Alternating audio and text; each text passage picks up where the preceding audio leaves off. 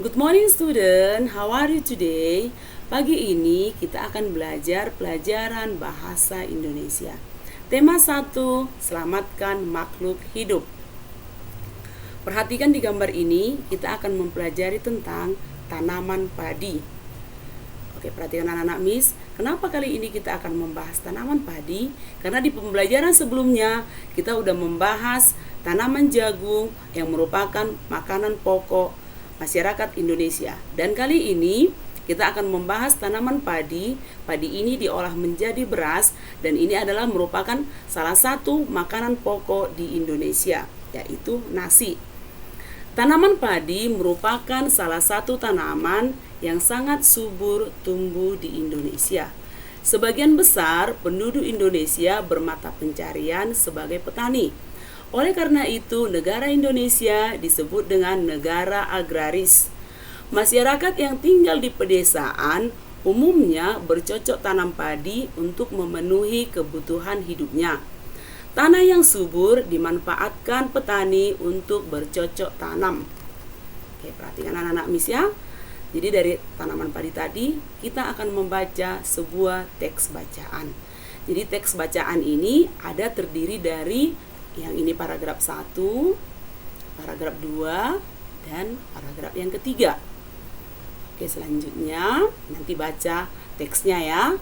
Pahami dan simak teks bacaannya supaya bisa nanti untuk mencari gagasan pokok atau ide utama. Perhatikan di sini selanjutnya. Gagasan pokok adalah gagasan atau ide yang menjadi dasar mengembangkan beberapa paragraf dalam sebuah teks. Gagasan pokok dapat terletak di bagian awal atau pada akhir bagian paragraf.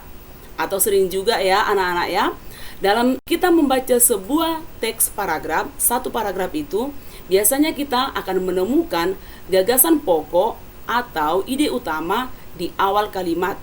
Kalau tidak dapat di awal kalimat, kita akan membaca teks kembali dan bisa terdapat di akhir kalimat dalam sebuah paragraf tersebut. Paham di sini ya?